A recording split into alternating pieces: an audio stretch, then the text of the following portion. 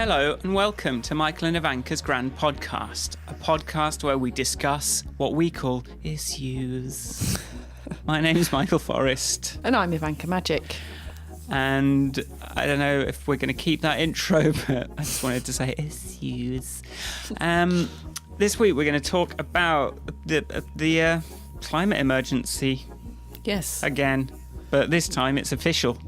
We have officially declared a climate emergency. Parliament has declared a climate emergency. So did a protest work? It sounds like a protest did in fact work, but then to call Extinction Rebellion a protest, I think is not representative of the size of the protest, the scale. Okay. So I think that's what I'd say. But yes, a protest worked. Not a protest, it wasn't just a march, it was sustained. It was sustained. And I think it's not gone away. Sustained disruption.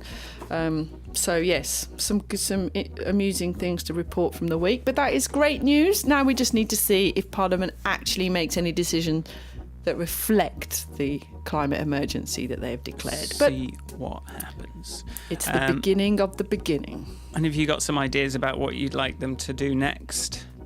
But of course. Well, let's hear them after the intro music and some rambling.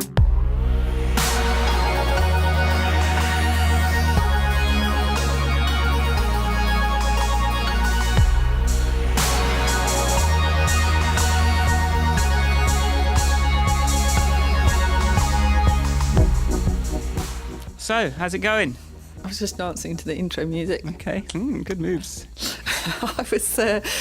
We sounding like a caricature of radio hosts. I was just dancing. Anyway.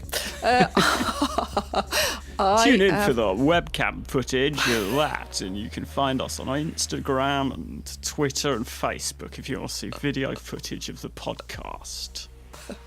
How's it going? It's going quite well, yes. Well, I'd say well. I've got a sore shoulder, sore back, sore hip, but I'm soldiering through. Congratulations. That's it, really. I've got a sore toe from when I dropped a 19-inch rack mount vocal processor on my toe the other day. And then today, I accidentally rested a 25-kilogram weight on it. So why did I do that on my sore toe? How much did the 19-inch rack mount vocal, whatever it was, weigh? A bit more than you'd like it to. It's here. Let's see. I'm going to say, I don't know, maybe 700 grams, 0.8 of a kilo maybe. Was it damaged? But it dropped from waist height. It was fine. It's a fairly robust little thing, so it's fine. But it does mean that I've got my nice... I think I've got a synthesizer breakthrough, Ivanka. A synthesizer breakthrough, which you can see on my YouTube video for this month. A synthesizer mother-king breakthrough. Anything else other than some complaints? Yeah, complaints. Well, I'm going off to Croatia in a couple of weeks to spend a very, very long summer there. Well, I'm very excited about that. Good for you. Which means that I have been doing some clearings out of the house, which is always satisfying, and giving away of children's clothes and toys and things, distributing them around my local community, my friends, my neighbours. Have you discovered Nextdoor? No. It's an app where you sort of connect with your local community and you have to sort of prove your postcode and things. But there's been some interesting stuff. It's quite interesting stuff to see. Found out that there's a guy with a power washer that lives nearby. Who's happy to lend it? Yeah. 15 quid an hour, he said he'll come and power wash it for you. Wow. And that is good because I am subscribed to #power washing porn on Instagram. You are not. I am. It's good. You get to see something go from dirty to clean. Oh, my goodness. That is very exciting. Nextdoor, you say. Well, I rely on the local Facebook group. Right. As I've mentioned probably 520 times on this podcast, my local Facebook group is very, very active. So you can do that. Has anyone got a jam pan? and I don't even know what that is. It's a pan for making jam. It is Jam pan. It's actually called a jam The kettle. clue is in the name. It's called a jam kettle. Look, jam has a lot of meanings. Okay, fair enough. This is for making my jam. Conclusion. It's for when I made my lemon jam, which is lemon marmalade. But anyway, that's neither here nor Okay, there. so I'm quite happy and relaxed. Okay, good. Frankly, apart from I had a dream about the end of the world again, but that aside, it's okay. Good. Good. Yes. How are you, Michael? Do tell me about your week. Maybe she'll ask me. Sorry. At the end of your thing, you can ask me and then I can speak. And then it's my turn. The studio I'm sharing, the other guy, he's likable, but he never asks me how I am. So what I always thought the wisdom was that if you show interest in other people and that's what makes them like you, I thought that was the key to it. But it's strange that he can be likable, but at the same time never goes, how's it going? Never asks me what I'm doing. I sort of have to bully it into the conversation because, but I hear him talking about me, so I guess I know that he's interested in what I'm doing, but it just doesn't seem to be. I think it's a Britishness thing. Well, Nick and I often have this conversation because there's a few people we know where you sit down and you see them and they broadcast at you. Yeah. And never or Nick has it as a measure of when he meets somebody for the first time for work, they have a meeting. Yeah. And it's like, we sat and we talked for an hour and they didn't ask me a single thing about me. Yeah. Or, that's like, and it does, I think you do notice it. I mean, I'm sometimes very... Sometimes you got a thing you want to talk about, but you're sort of waiting for waiting for permission. I'm also. I mean, I joke, especially with people that I'm close to and friends with. I phone up and sort of tell them a thing, and then go, "Look, I don't have time to ask you how you are, but I do care. But this was for me. I just needed to tell you this thing and get your input. So sorry, I haven't asked you anything about you. I'm going to phone you tomorrow and just ask you about you. Is that okay? Yeah, okay. So I think as long as you're self-aware, when you're doing that, listen to me. I need to get this off my chest. But okay, well, yes, there is a thing that I would like to bring up, and now that you've given me permission, I can talk about it. So yeah, I've sort of I think I'm through the hump of the hardest step of saving the world in my own little way, which is making comprehensible to human beings what Delton Chen's silver gun hypothesis is driving at about the actual thing that he's proposing, which maybe lights a fire under things if we can popularize it and share it. But I wrote, because I've been processing it for a long time, and each time I started trying to write a script, I'd be like, I'd speak to him, I'd ask some questions, I'd be like, okay, I think I'm clear, and then I'd start trying to write a script where it was like, this leads to this, and it was like, I do not understand this at all, and I have to go back with a load of new questions. So what? How does that even work? Parallel economy, all this stuff about parallel economies and animals and trees, and like when he said I think this is how you should explain it to the public. You should do. I was like, okay, well, I will take that with a pinch of salt. But then I ended up writing one thing that sort of leaned on that. But now the next phase of it, which is what would it actually be, that's got nothing to do with it. So it's literally. Let's make a state-controlled or bank-controlled currency that is guaranteed to return, and then that gets... Well, I won't try and explain it here, but I sent off my little script to Delton. It's got some silly bits in it, but he said, yeah, you've explained it spot on. And I was like, bugger me. Yes. Bugger me. So now I'm in the... Now that I've... finished this month's YouTube video, I'm trying to really get my head down and sort of flesh out what this is actually going to be. So I've been drawing little pictures of trying to sort of do a good job of kind of mapping out how I think it should all look. And very nice. And been doing some experiments in animation tools this morning. But the idea is hopefully we can get this thing out this is the sound of the script. It's only 4 pages. It's only 4 I pages. quite enjoyed reading the script. It's very professional, Michael, very professional. Did you like how I, in the description, I did a bit of swearing, even though the actual script doesn't have it? I think that adds a lot of fun to it makes you feel like you're on the inside, doesn't it? I just simply enjoyed reading the script. I mean, there's a lot of gaps. Goodness. There's a lot of detail missing. I'm realising as I try and think about what it's going to be, but that's fine. Like, as long as, like, the facts are the facts, the actual story, I think, holds together. So, yeah, like... Yeah, this next few weeks is going to be me grinding and trying to just power through this idea. And I think I've got a tacit approval for the hashtag carrot coin. Yeah. Meme. Yeah. Because it's called Global 4C. And I'm like, I'm just going to call it carrot coin. I've been eating so many carrots.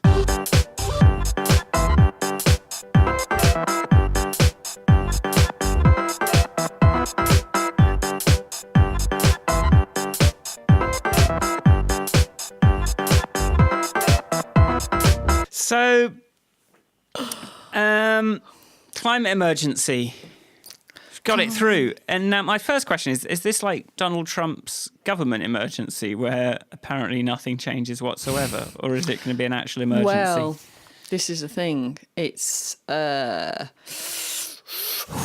sharp intake. But, well, so far it's nothing that I can tell. Because this is the same week that... So the kind of things that would signal to the country that this is an actual real climate emergency would be things like cancelling the 3rd runway at Heathrow. That would be a great start because that would signal that we are not increasing our air traffic. We are not supporting that. But this is... and So can we talk about that for a second? Yes. So what do we... So they want a 3rd runway at Heathrow because... their capacity, or they want to have more flights, or... Well, I guess they're at capacity and they want to have more flights. I don't know what the rationale is. Sorry, I had to move away from the microphone. I mean, I don't... They want it because more, because growth, because bigger. I don't know. More people coming in and out. I mean, that's... If infinite... air traffic, we have talked about this connection between the idea that growth on a planet of finite resources cannot be infinite. So at some point we have to cap how much we fly. Otherwise we'll just fly and we'll be above the earth all the time while the earth is fucked. And we'll be eating made up food out of space food. My completely uninformed, reaction to the idea of that is like, isn't there... What happens to the pressure? Where does that go? Do people fly less because there's one less runway, or does the pressure like behind wanting that 3rd runway kind of like leak out some other way? Like what happens? The argument. So this is where the effects of a climate emergency get interesting because something is going to have to change depending on who you read and which paper you pick up and how deep you're willing to go in the science. There are arguments to say that we're going to have to change dramatically and drastically, certainly here in the West where, we have very, very wasteful lifestyles. So the pressure, as you describe it, is that, yes, people might have to consider flying. They certainly cannot consider flying more, I think, is the point. Mm-hmm. So that pressure, as you describe it, where more people have let's say the financial wherewithal to travel more, then they might consider doing that by other means. So, I was thinking about your Hong Kong trip. Why not incorporate a lovely trip on the Trans-Siberian Railway, which is in itself a massively amazing adventure that I can highly recommend. So, but it'll take you 7 days of your trip to get there, but you will travel the whole of Siberia and be able to stop off in interesting places. So, that's the question. But building a 3rd runway says, yes, let's fly more. Flying is good. Sell more flying things. Do more flying. And we can't. If we, that's it. It makes me think of Hans Rosling's talk where he talks about as a sort of the poverty line sort of like rises up and more people get out of that poverty, that where he talks about in terms of different types of transportation. And it starts with a bike and goes to cars and then it goes to flying. And then we have this whole like super cheap EasyJet, Ryanair flights. Like it's cheaper to fly now than it is to get a train. Yeah. So maybe they take... I mean, who pays for Heathrow? Is Heathrow private or is it a government thing? Don't know. Sorry, I'm asking you questions about things. But maybe, if that investment went into sorting out our rail system. Yeah, subsidising. I mean, it is really expensive. My mum's been doing a massive... So my mother is 70 years old and retired. So she goes and visits her friends. That's part of her activities. And my mother is very capable. You know, she drives across Europe often to go to Croatia if she's going for a month or so. So normally she would drive to visit people. And in the last few months, she's changed all of that. So she's got a train to Cardiff to visit her friend. She's got a train to my aunt's, and now she's getting the train to Bath this weekend. But for her, it is more expensive.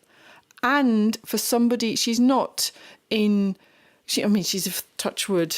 a healthy 70-year-old, but she can't carry a big bag very far. So then she's having to consider how she packs and what she does, and access to stations and getting across town, blah blah blah. But she's like, this train malarkey is quite expensive. Yeah. And I don't understand why. I don't understand why. What happened that I don't see my family because it's like 60 quid. It was 100 quid to go back to Radcliffe. It's like, what the hell? Like I can fly to bloody somewhere for that. Yeah, totally. I mean, that's exactly the kind of thing. If there is a climate emergency, the railways have to become a public service that is, near free. Yeah. So let's get on that. When you get, when I was looking to get to Geneva by train, and the women that I was travelling with who were coming down from Manchester, the Manchester to London arm of that trip was prohibitively expensive in order to make the connections to get across. So you could get across Europe on a train for €100. Yeah. Brilliant. Yeah. Yeah. Across the whole, from London to Geneva for €100. But to get from Manchester to London is, depending on the time of day, a couple of £100, which is ridiculous. It's nuts, isn't it?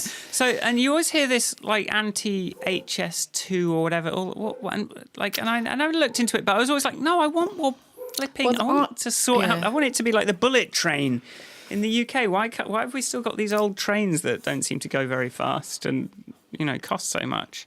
So I don't know why So there are objections from environmental groups to HS2, but I don't know exactly. Because I, like you, thought, well, surely more train connections is good. But I think it's partly to do with the route they've chosen.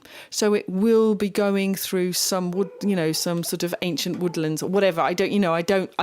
I haven't read enough about it. But I would have thought more train travel. So when you look at these kind of Green New Deal plans, which I've looked at superficially for now, the dog's really barking. Yeah. I don't know.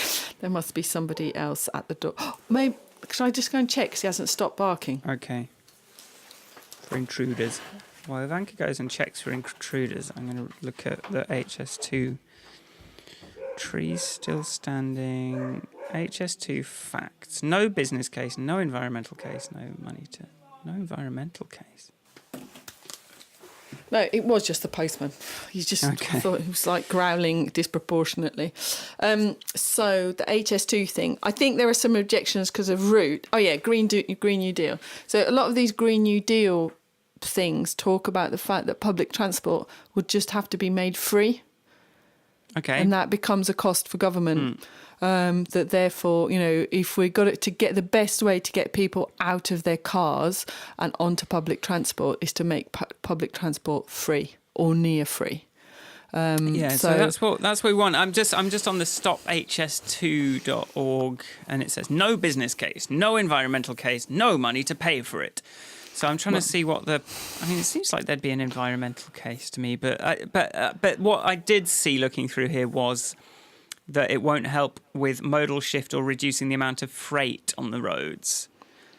So trucks are the thing, aren't they?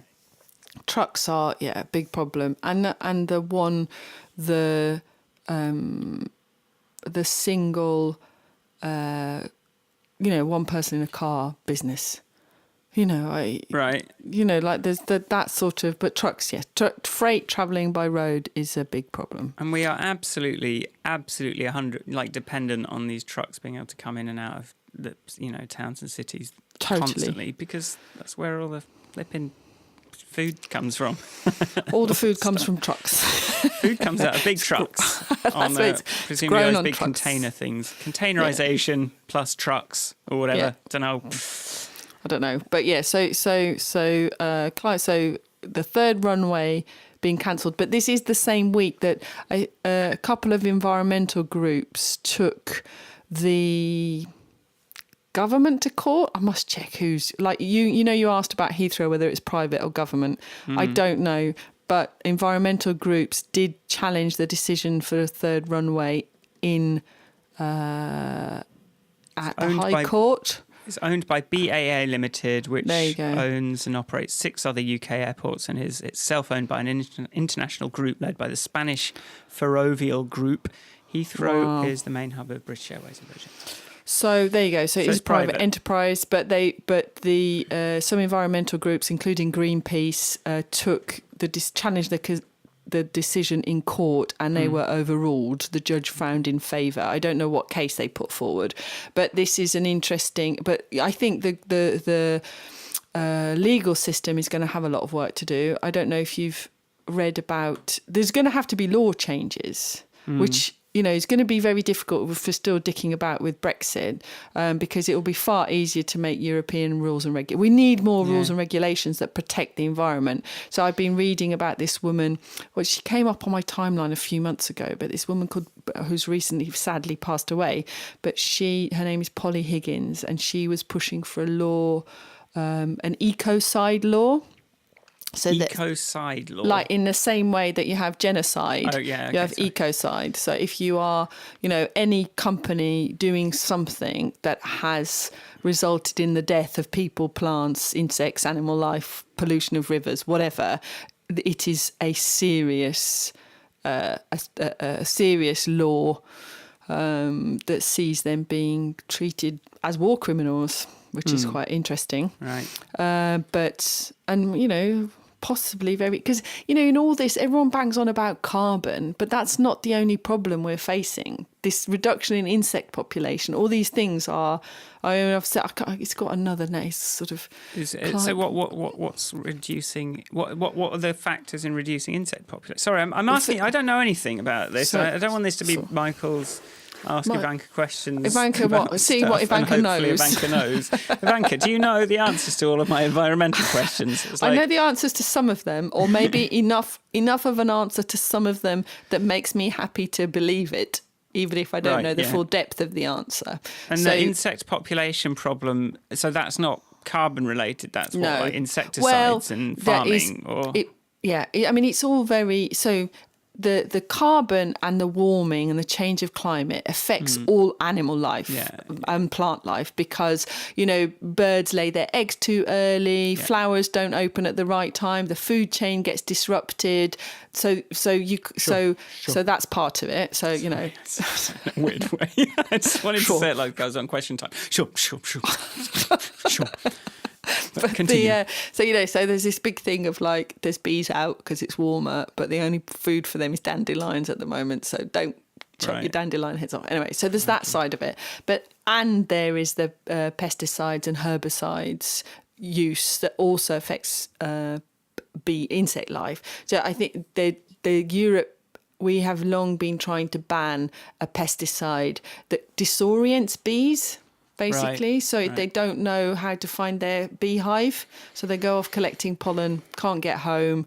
So there's these kinds. Some of it is unexplained. There's always bits that can't be explained. But all of these factors, and that's the annoying thing about climate change or this sort of general climate breakdown is because there are so many factors because it is complex, that if you just pick one, you're a bit... So even like veganism, pure veganism is not the whole answer to adjusting your diet, because there are parts of, let's say, there's land that's not really arable in terms of planting and growing crops, that actually cattle can still graze and you can still make food off of that land. You know what I mean? So it's all a bit, so it's kind of there is no like one magic one. It's all interrelated. And like you say about Hans Rosling saying, you fix one thing and then people move on to another.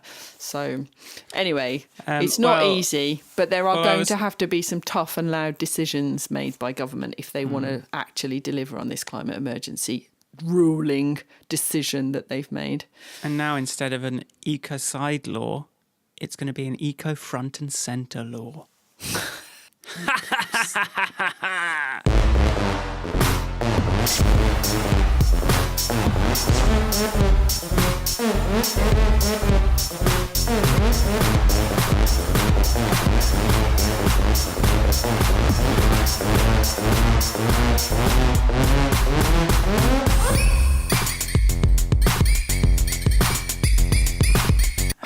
Okay. So my favourite quote of the week, though, is the Extinction Rebellion coming back from a meeting with Michael Gove and describing it as less shit than they thought it was going to be. That's good. But only mildly. Gove, he's a spearhead. He's a warrior, an environmental warrior, Ivanka. Did you not see what he did about plastic straws? He's done more than any other MP I've done in a long time. He's done nothing, hasn't he? We need to thank him every day with every minute of our time. I'm going to find He's a dude. I'm going to find the thing, the quote, because I thought it was Claire Farrell who came out of the meeting and said, it was less shit than we thought it was going to be, but only mildly. And then I tweeted it, and somebody said, yeah, less shit than I expected, but only mildly. And then somebody tweeted back, this is now my go-to response to any how is question. But yeah. So what else? What else? What did they say what else they were about going to this do? climate? Declare an emergency. The relationship to capitalism. Well, like we probably have to keep coming back to.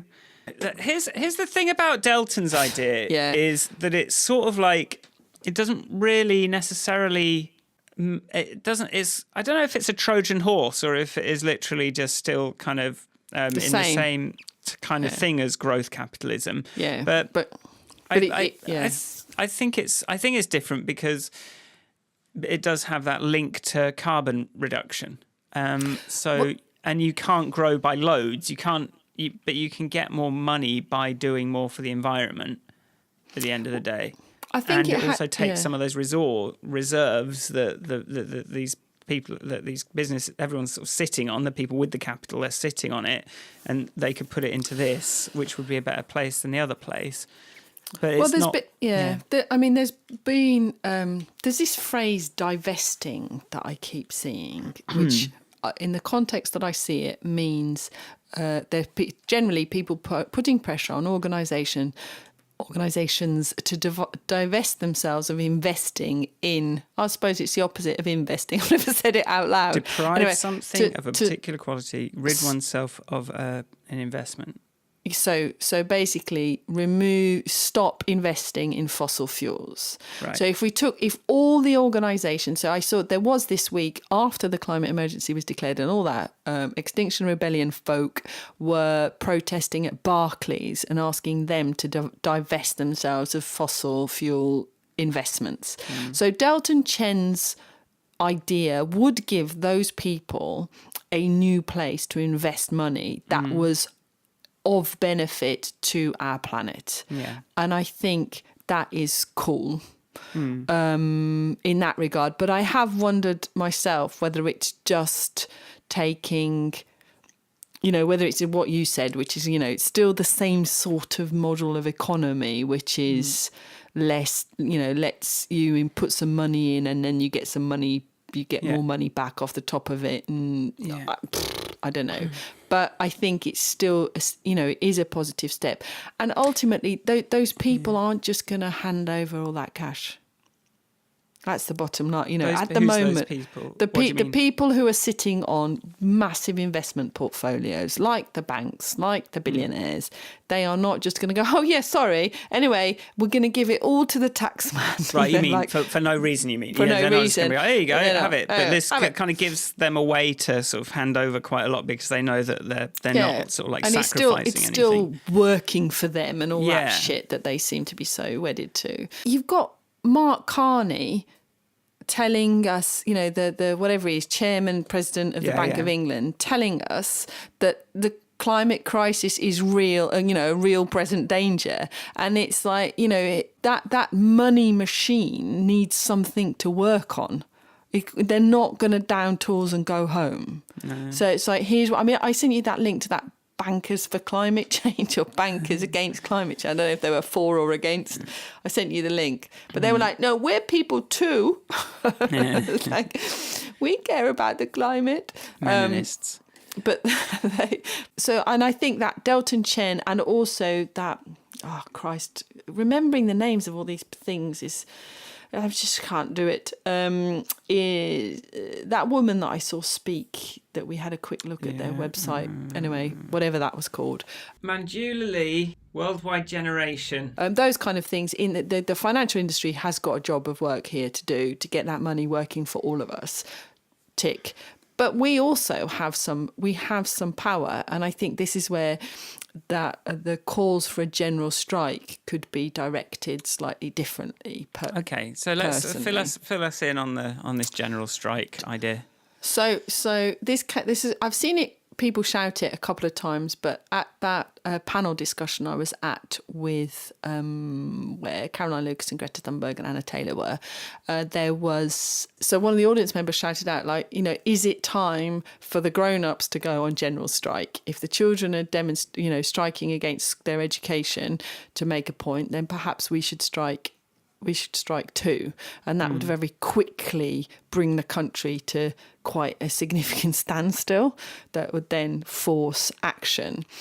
And, some of these, we'll go back to earlier about or maybe we need to have a separate discussion about what the elements of some of these Green New Deals or Green Deals, the elements that they contain, like how society could change very, very quickly and adapt for a positive carbon impact. But one of the things it made me think of, because in that week of rebellion, this Sadiq Khan, who is he was part of this and supported this, trying to block the third runway at Heathrow, because he's been quite positive about pollution levels in London are high. He's been very positive about supporting efforts that reduce those. But after pressure, because they blocked Oxford Street and there was this, places like John Lewis were complaining about their turnover. He was trying to get a quote unquote business as usual running. And basically business as usual isn't an option anymore. We have got to change business as usual. We cannot continue to purchase with, gay abandon.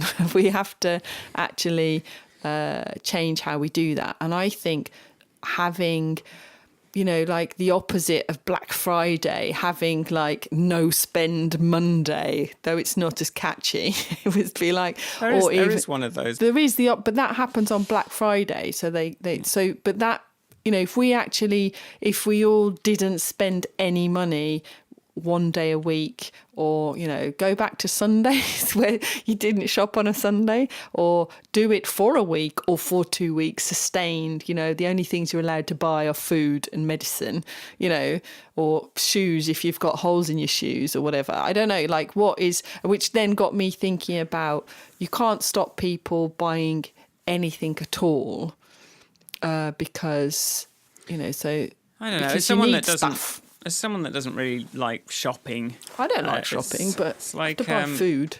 I do buy. Most of the time, I don't feel like I'm buying that much. I probably need to buy some clothes or something at some point. But striking from buying, and then striking from working. It's weird because I'm contracting, so that's not really going to work.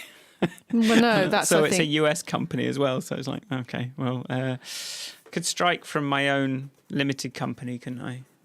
Well, this is I did think about that, like for freelancer people, and with this gig economy and the way people work, I don't know how I would contribute, and I think me supporting or not supporting a general strike is kind of disingenuous because I don't work 1 day a week anyway. Do you know what I mean? It's like but I think so. I really don't know how that plays out, but I think that what you just said is like I probably need to buy myself some new clothes. Why? Don't know. I think that's the point. It's like like to really think about this new way of living. That sort of I feel like I need some new clothes because I'm not I've got nothing to wear. It's like, really? Have you got nothing to wear? It's that sort of mode of thinking. Well, that's why the Marie Kondo thing was good, because it made me go through what I do have and remember why I liked certain things. Some of the things, for instance, 2 things I'm wearing today I hadn't worn for ages because I'd forgotten that I liked them. And then I was like, no, I do like that. But yeah, exactly. I mean, Marie Kondo, as much as she's apparently overwhelming charity shops with, people chucking things out, I think that philosophy is quite an interesting one. It's like, did I tell you on the podcast last? I did re-listen to the podcast. I listened to the draft and the whole thing, and I still can't remember this kind of clothes buying pyramid. Did I tell you about that? Clothes buying pyramid. Yeah. So there's this website I often buy baby clothes from, or did, because they do reusable nappies and stuff. But they sell a lot of organic children's clothes and washable nappies and washable bibs and stuff like that. I don't know. So that kind of thing. I bought most of my nappies there, but they wrote this blog post and sent out a thing which is like this pyramid of buying and how to reduce what you buy. And it's like this in terms of clothes, like and then include, so it was like, repair what you've got, try and buy second hand. And then at the very bottom was buying new stuff. But it was at the bottom, it didn't say buy new, it said buy well. Yeah. So, that sort of, we've spoken about this before, buying shoes you can repair and put a new sole on, buying things that, so, it's not don't buy anything, but don't buy new things unless you really, really have to. And I think that you could have, if we all bought into that really quickly, there'd have to be a change in the manufacturers. They'd have to think about what they were making and what they're making it for, and how long. These shops that sell disposable tat would just have to just fuck off, stop making landfill. Yes, and we need to stop making landfill, don't we? I mean, I certainly think it would be like if we could find a way of putting if we could put a big target on tat. Yeah. That could make a big difference. Yeah, target on tat. Target on tat. That sounds much better than buy less day of the week. Target on tat. I saw this Fast Company article in the week that said if we stop buying crap, people will stop making it. Yeah. It's really simple. This capitalism thing, but everyone has to do it.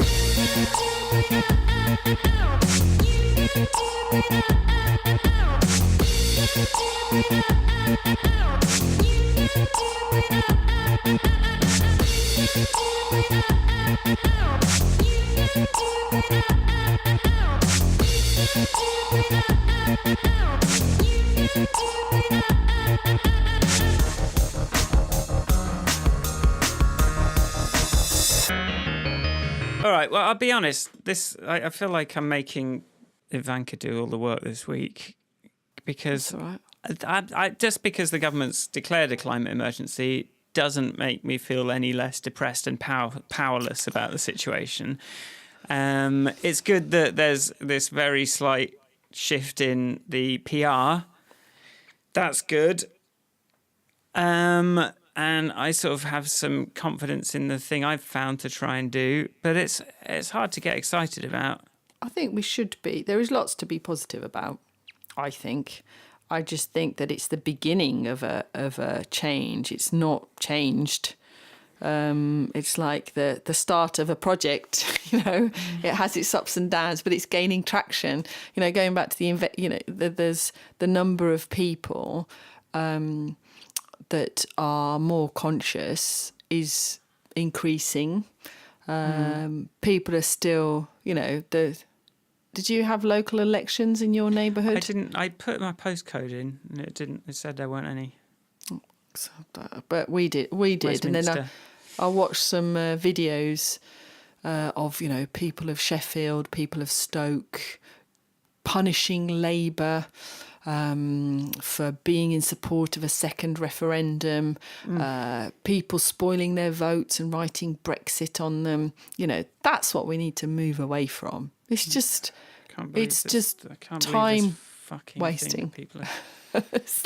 It's like we need to take all that energy. It's like these Green New Deal things. They're things like insulate every house in the country. That would create jobs. That would create business. It's like we've got to decide what we want to spend their money on. And places like Stoke and Sunderland, they've just been neglected for so long that they're fucked off. And that's but the worst thing, the only good thing out of all of this, I don't know if it's actually filtered through his brain, but Jeremy Corbyn seems to have recognised, I said this last week, this kind of the idea that climate change is a class issue. But he needs to use the power of the party he's leading, that I am still a member of for some reason that I can't quite fathom. It's like, he needs to actually use that power to engage these people in doing something more positive than spoiling their votes and writing UKIP on them. Because they think, because there are going to be a truckload more foreigners coming along when Bangladesh. How can you say that Brexit is a disaster if it hasn't happened yet? How can you say it's terrible if it hasn't even happened yet? Just give us Brexit and then we'll decide. Okay, so we need systematic change.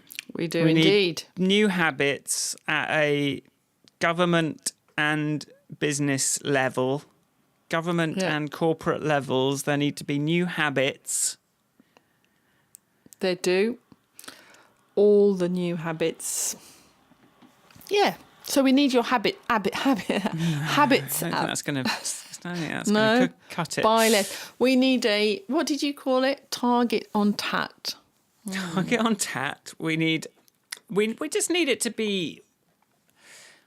And I do think it just needs to be a bigger part of the equation. Like when people are making decisions, it needs to be on people's minds all the time when they're making decisions. And it sort of needs to be something that you can't... It's like, I think a lot of the way business behaves and a lot of the way individuals can behave is, I know this can be recycled, but I'm just going to put it in the normal rubbish because I don't know where, I don't know what I'm supposed to do with it. Yeah.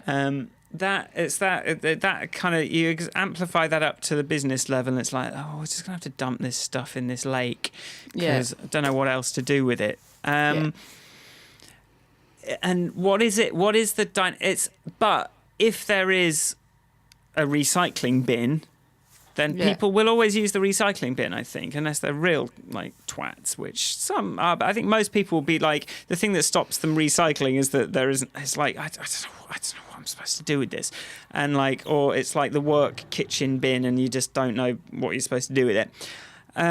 What does that look like on a bigger scale? Does it mean the government setting up landfill amnesties or something, or waste amnesties where you can go, okay, we'll put it here and we won't just, you won't be sort of sweeping it under the rug, we'll be actually sort of dealing with it. How do you make these behaviours more visible, but also how do you sort of make it so that there is like an alternative that you kind of, how do you give people that help people understand what they could be doing and how they could be doing it better and make it. Because I don't know if it's about forcing, because as soon as laws are, you need people to be punished severely for doing, things that really hurt the environment. But what can we do to sort of like, I don't know, I'm not expecting you to have an answer, I suppose. But I think this is about imagining and, this is about who told us that we don't have time to sit in a coffee shop and drink a coffee? Where the fuck did that idea come from? How do we change that culture? How do we have, the Extinction Rebellion talk about tell the truth. And telling the truth doesn't just happen on the news. It should happen through EastEnders. It should happen through Coronation Street. It should happen through those characters. They in the same way that those soap operas tackle things like, rape and murder and all these other, arson, and I can't think of any other. I don't watch them, But we need to see those people behaving differently. We need to never see a celebrity with a throwaway cup in their hand ever. Nobody needs a bottle of water in a plastic bottle in this country. We have drinkable tap water. They should just not be sold. That's the end. If you sell water in plastic bottles, I'm afraid that your business is done. Done? Done. You are done. So that's the drama, we that's do know really... that people will listen to this stuff, like the way the same way that people listen to, there was the milk thing, drink milk in schools. That worked. The thing of don't eat so much saturated fat, with sort of not noticing that sugar was doing a lot of the real damage. People did listen to that messaging. I think probably road safety stuff. The government does have the power to change minds, and it doesn't always sit on the heads of the private. But then the BBC is, funded BBC's by... not. It's not a private sector thing. I mean, if you are a TV producer, if you are what are you making? I mean, if I can turn down business, if I can turn down a project to make an app for a oil company, then if you're making a TV show, you can actually develop some ethics about it and go. I mean, I'm not saying that they're not. I think there is I was talking to a friend of mine who makes TV shows, who does actually occasionally listen to the podcast, and she was telling me there is a measure, there is a certificate that you can have to say that your TV show is sustainable. But it's not just about the production of this TV show, it's also the topics. Yeah, so who is the Marie Kondo of business innovation when it comes to environmental, fighting back catastrophe? Water like Evian, for example, is, supposed to be mineral-rich water that has been filtered through years of all this stuff. And, and Evian water, I'll pick on them, that has been sold for many years, way predating plastic bottle, everyone walking around with one, for its mineral benefits and all that jazz. Yeah.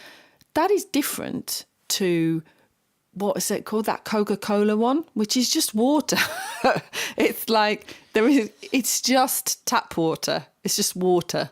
It's not anything else. It's just water in a bottle that came out of a shop or a vending machine. It's that is not stop producing those. Start, making I have no idea. We can that's something the government can do, is just okay, we're not having plastic bottles. That's it, done. Anymore. No Sorry. Lucozade in plastic bottles. In fact, no more plastic bottles. How about that? Done. What really needs to be in a plastic bottle? Make a case for it. Why? And if it's at very least get rid of single use, because this conversation that it can be recycled. Recycling is still worse than reusing. So, for example, Ecover have done a lot to reduce their plastic impact by creating refillable bottles. So you can, if you've got an Ecover washing up, you can go and get it filled up over and over again at an Ecover refilling shop. So, and lots of shops can stock that stuff, and it massively reduces packaging. So reduction has to be ahead of recycling. Yeah, and I think with a lot of these things, and I think what is crystallising to me as we reach the end of this episode is, to be fair, it's about making a lot of the stuff that already exists mainstream. That's going to be a big first step. So you can go to those like organic supermarkets, and they've got the bring your own container and refill it with coffee beans or refill it with this, and so you've got this stuff.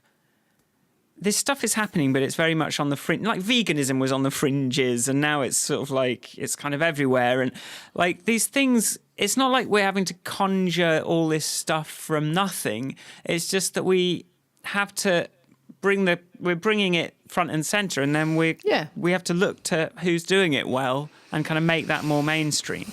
Yeah, and then when you start doing that, it becomes a lot more achievable. It just becomes about quantity and just sort of society and what's acceptable and what isn't. And that's something we can do something about.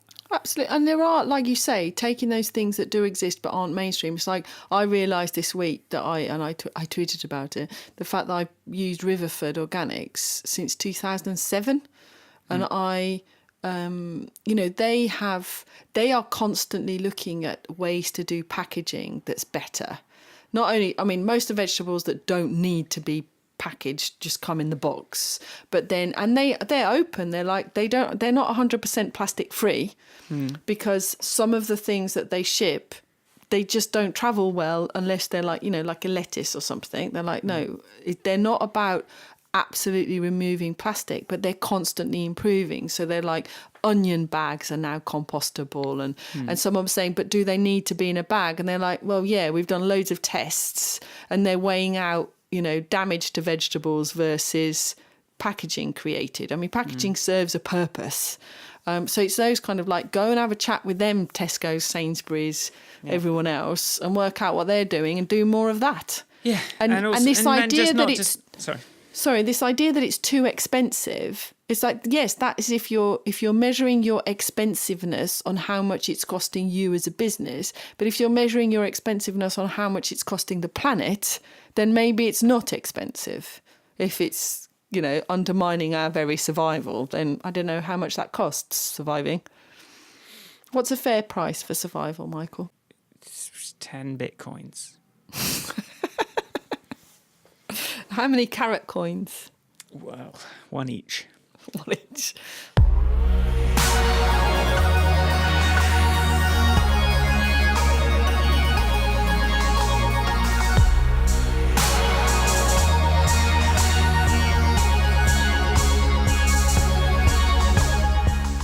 Thanks for listening. If you like the podcast, go to grandpodcast.com and subscribe to the podcast, or in the app that you're using if you're listening to it in some other app, be it Apple Podcasts, be it YouTube. That seems very unlikely given the views that we see. Oh, everyone's watching podcasts on YouTube now. Oh, what, said my 15-year-old nephew.